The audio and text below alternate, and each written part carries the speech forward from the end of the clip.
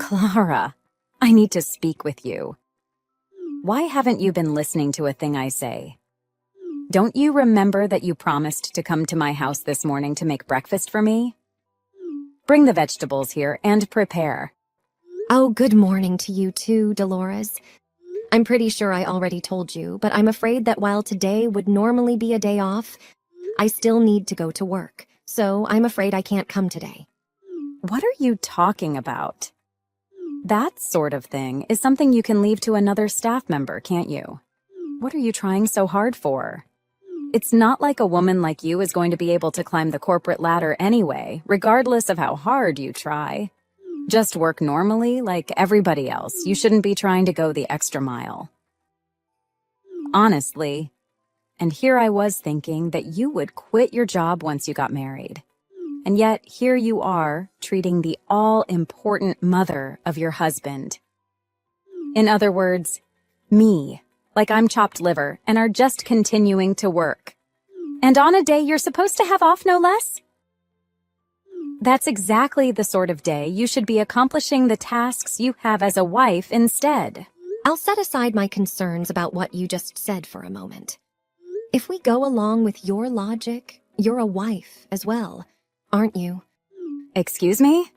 Considering your house and mine are completely separate entities in two distinct areas. This implies that our two families have distinct living spaces and activities. Why don't you take care of your own meals? Oh my. I was wondering what sort of drivel you would come up with. I don't think you understand your place in this relationship. I am the mother of your husband. The moment you became my son's wife, I became your mother-in-law, and there is a certain standing that comes with that. A mother-in-law is to be considered a vital part of the family, and a good wife needs to do as her mother-in-law asks and treat her with the utmost respect. If you have the time to make pointless arguments that do nothing but show how little you understand, you have time to come here and do the breakfast. I'll be getting off the train soon, so I'm going to get going. Goodbye. What? How dare you try to just ignore me? Clara, stop being so impudent with me and come back here already. A new wife like you has no right to act so selfishly to someone like me. Cut the arrogance and answer me.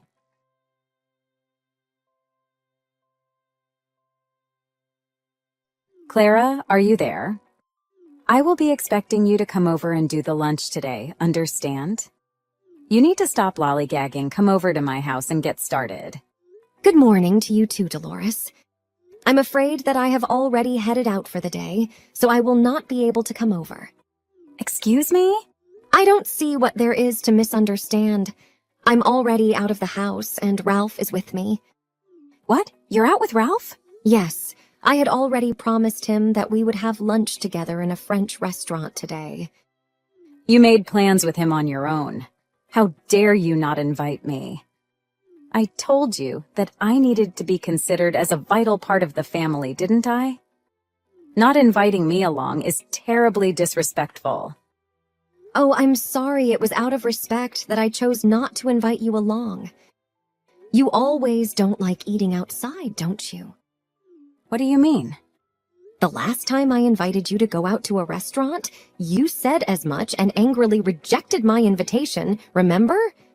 Ralph had been listening to the whole thing, and he made the suggestion that we not invite you this time around so you wouldn't get so riled up about it. You mean it was Ralph's idea? Yes, Ralph had suggested it in the first place.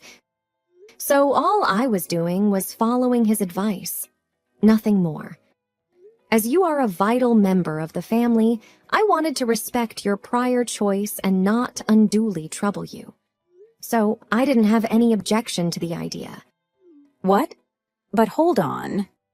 I'm sorry, but Ralph and I are going to be arriving at the restaurant shortly, so I won't be responding to further texts.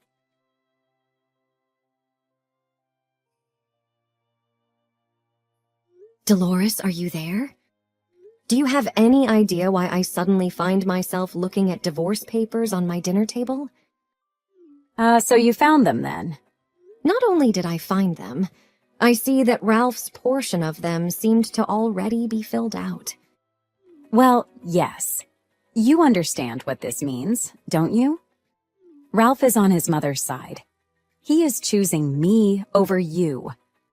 When I brought to his attention how you were so terribly disrespecting me, he immediately got divorce papers ready. And now they have been handed over to you. Oh, wow. Another case of you trying to bully me. What a completely original and entirely unexpected development. What are you talking about? I am not bullying you. Well, you certainly don't seem to have any desire to support your son and his wife's new life together, do you? You can't leave me alone for even a single day. Don't you go trying to make this my fault. This is all your fault for not treating me with the proper respect and care I deserve. He has no need for a wife who will not obey me as you.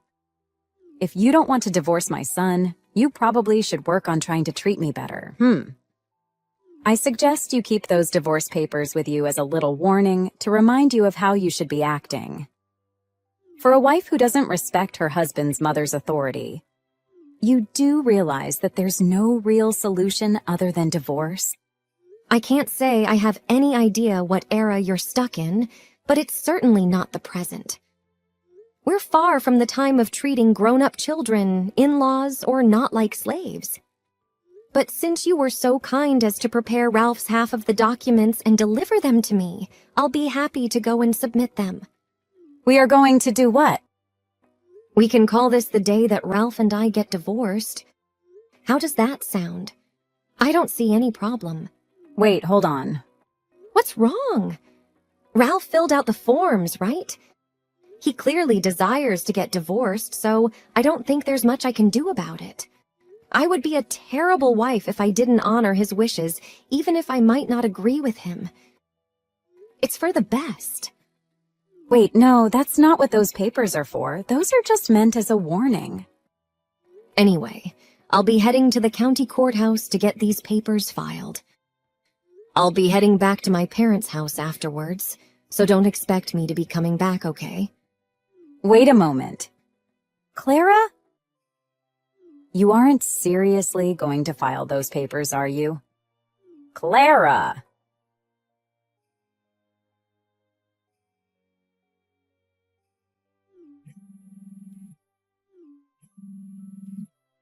Clara, pick up the phone.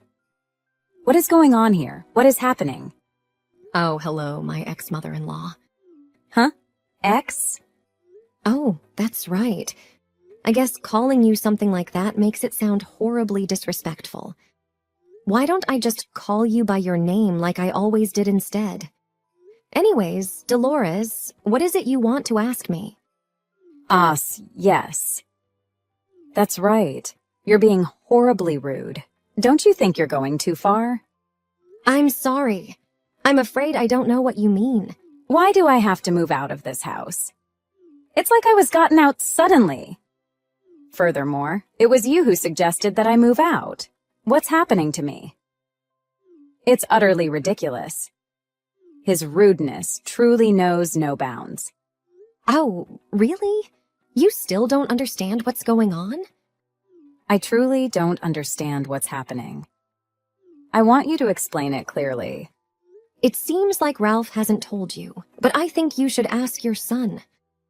I don't want to say much to you. Quickly pack your things and leave by next Monday. I need to take back this house. It seems like you're being quite arrogant. You're acting as if you're the owner of this house. That's right. You're absolutely right. I am the owner of the house you've been living in for the past 2 years. What? This is absolutely insane. If you don't know, then I'll tell you. This is the house my son bought for me. He wanted me to stay in the city so he could take care of me. Since my husband passed away, he has showered me with love and care. Huh? This is his own house? Let me clarify for you. 2 years ago, when your husband passed away, Ralph was deeply concerned about leaving you alone in a remote town. He suggested bringing you to the city to live closer to us. He could only be at ease if you were nearby. Right from the beginning, he intended to rent a house for you, but the cost was too high. So this isn't the house he bought? Buying a house in the city center costs an exorbitant amount. At that time, he didn't have much money either. Ralph suggested borrowing this house to provide you with a place to live. Just wait. I need to calm down. But how did you end up with such a large and beautiful house like this? How... Actually, this is the only asset my mother left for me before she passed away. She sold the house in the countryside to buy this house. She put the property in my name. Ralph also knows about this, so he wanted to rent this house for you to live in. And I agreed to have you move here. After all, you are my mother-in-law, so you could live in this house without paying any expenses. But Ralph boasted that it's his house. That's outrageous. I'm as a beggar living in another house for the past 2 years. I'm sorry, but that's the situation you got yourself into. I signed the divorce papers, which means I'm no longer Ralph's wife. You're no longer my mother-in-law either. Therefore, I have the right to take back this house. You should accept this and leave. No, Clara. If I leave, I'll have nowhere to go. I also can't contact Ralph. I don't care how you'll live from now on. We have no relationship with each other anymore. I have no reason to help someone as unpleasant as you. Remember that I've already signed the divorce papers. So where should I go? Isn't it that you still have a small house in the countryside? It's more suitable for you to live there than here. I assume your son has also moved back there. His belongings are no longer in the room here. Then I'll go back to the countryside to find him. My life will be meaningless if he's not by my side. That's not my concern. Goodbye.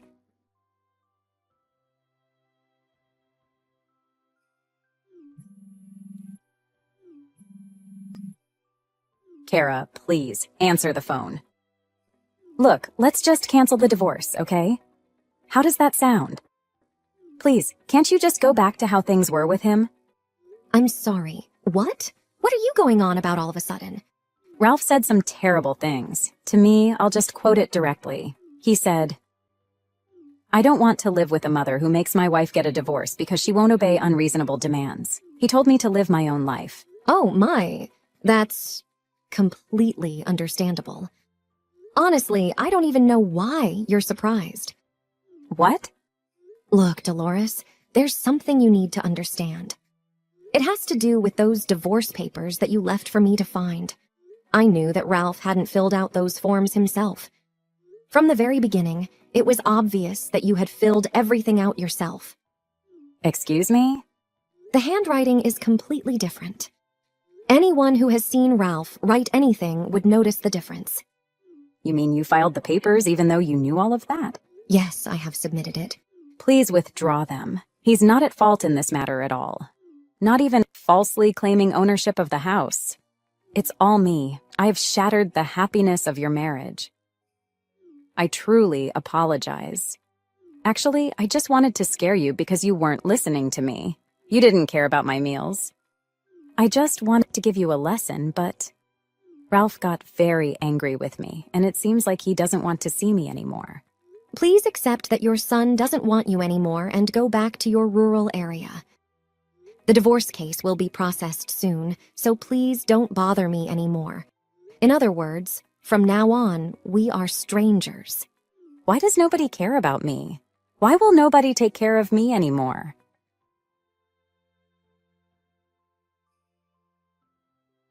After I blocked communication with Dolores, she kept calling Ralph incessantly, but it seems he's no longer concerned about his mother either. She lives alone in a small countryside house and takes care of herself. From what I've heard, she's doing farming in the countryside to make a living day by day. Yet, she still complains all day about rural life. She can't distinguish between selfishness and care. Probably feeling lonely after losing her husband. Therefore, Her actions are driven by a desire to grasp attention and affection from everyone. But it seems like no one cares about her. My life alone isn't too bad either. I'm free to do things I enjoy without her constant nagging. I don't need to serve or cook for anyone anymore. Ralph, on the other hand, hasn't been in touch with me either. It seems he's also hesitant because his mother has caused a rupture in the family's emotions. No longer has any presence in my life. I also don't want to care about his family anymore. Life has become better without him.